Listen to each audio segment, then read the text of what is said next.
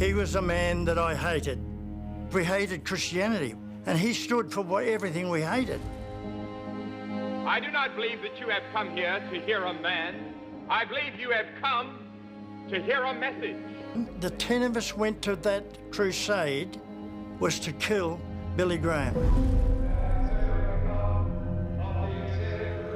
I made up 10 zip guns, so each member had one of those. I said to the guys, come on, we're going on the green. And we spaced ourselves so that we could see each other around where Billy Graham was preaching.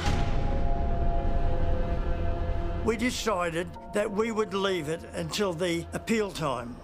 Not before, but during the appeal. We would kill Billy Graham. There are thousands of you here today that have burdens that need to be lifted.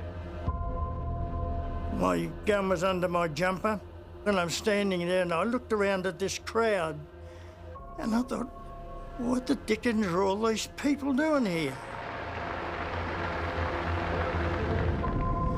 And I turned back around, and then suddenly a voice said to me, what are you doing here, George? And I quickly turned back around to have a look and see who was there, and nobody was there that I knew. And I got very uncomfortable about that, I can tell you. Very uncomfortable. The Spirit of God is speaking, and He's here tonight, and you know He's here. And there's a little voice down inside of you that says you need Christ. That is God speaking. Okay, I know this is you, God. You took my dad. You hurt me so much. Why should I love you? Why should I care about you?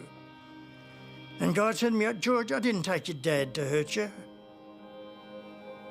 And indeed, he said, I would never hurt you, full stop.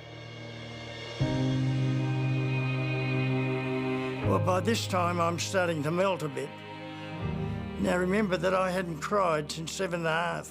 I tell you, before you leave this great stadium, you can find an answer to the dilemmas and mysteries of life.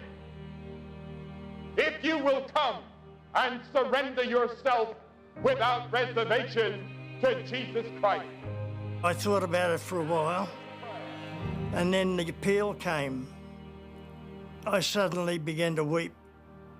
And I cried, and I cried, and I cried. My zip gun was under my jumper, and I put it on the ground, and I ran to the front.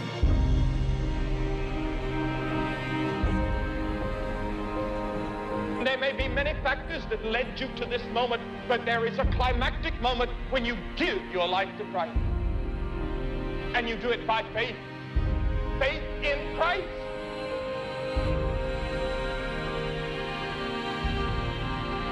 The amazing thing was that 9 out of the 10 of us got converted that night.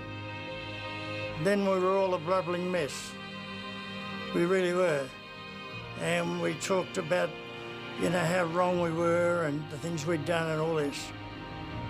It was quite a night, let me tell you, quite a night.